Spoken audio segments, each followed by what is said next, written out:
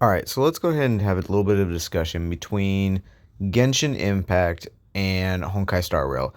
Obviously, Genshin and Honkai are two completely different games. One being a really true to essence open world game, being Genshin, and Honkai being somewhat of an open world experience, but also turn based um, RPG in a sense is essentially what it is.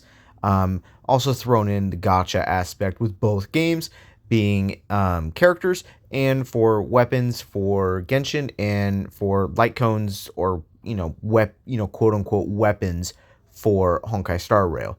So I'm making this video in a sense because I honestly think Honkai longevity wise is probably better off. And the reason why I say that is because not only is it a little more forgiving and user friendly and new beginner player friendly, but also the fact that the characters themselves has a small character list, and it does benefit Honkai a lot because it's less characters to have to focus on and all of that, and it's also a little more compact.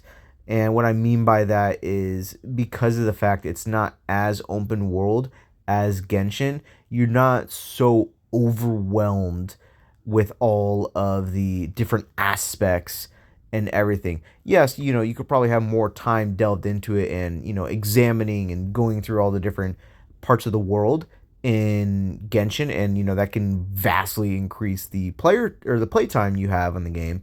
I do think that for a newer player, where Honkai is actually better. Also because of the fact that it's a newer game, so the updates coming out are quicker, better than Genshin's. That isn't necessarily to discredit Genshin altogether. It's mainly because Genshin came out a couple years ago.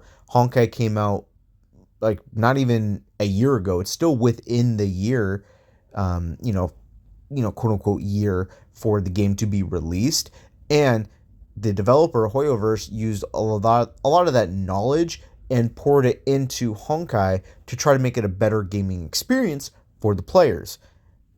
Now, Honkai, I think, is also better off because so far they are treating players better by giving out more tickets. They're giving out, like, they just gave out a limited 5-star character, something Genshin has never done, nor do I think they ever will. So that's another reason why I just think Honkai is just probably the better game overall, in that it is so much nicer to its players than Genshin.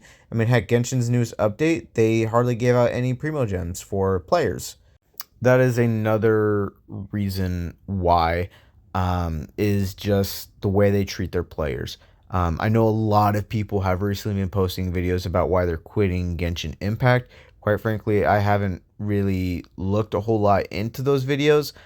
Everybody has their own individual reasons, but I think a lot of it stems down to the lack of content and the lack of forward thinking. Now, granted, it's been quite a few years since the game has been out, and you kind of run low on ideas on what you can do.